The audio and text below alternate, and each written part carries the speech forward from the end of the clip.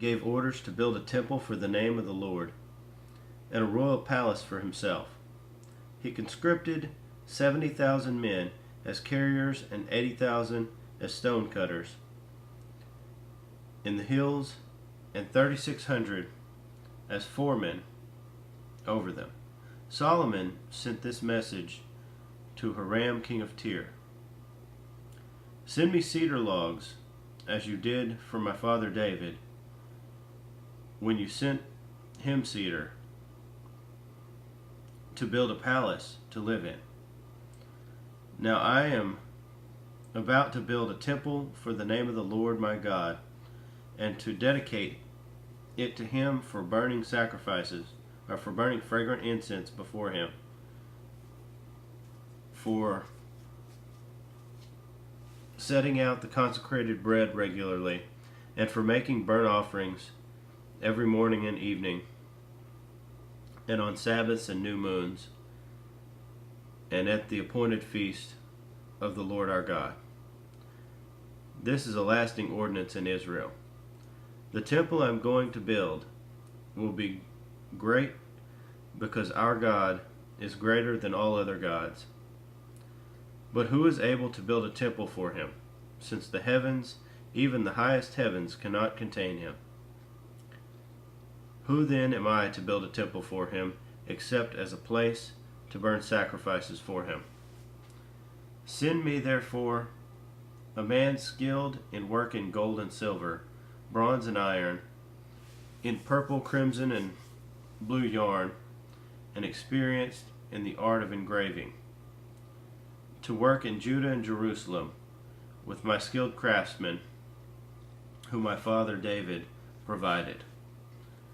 Send me also cedar, pine, and algum logs from Lebanon, for I know that your men are skilled in cutting timber there. My men will work with yours to provide me with plenty of timber, because the temple I build must be large and magnificent. I will give your servants, the woodsmen who cut the timber, 20,000 cores of ground wheat, 20,000 cores of barley, 20,000 baths of wine, and 20,000 baths of olive oil." Hiram, king of Tyre, replied by letter to Solomon, "Because the Lord loves his people, he has made you their king." And Hiram added, "Praise be to the Lord, the God of Israel, who made heaven and earth. He has given King David a wise son, endowed with intelligence and discernment, who will build a temple for the Lord and a palace for himself. I am sending you Huram Abi, a man of great skill, whose mother was from Dan, and whose father was from Tyre. He is trained to work in gold and silver, bronze and iron, stone and wood, and with purple and blue and crimson yarn, and fine linen. He is experienced in all kinds of engraving, and can execute any design given to him. He will work with your craftsmen and with those of my lord David your father.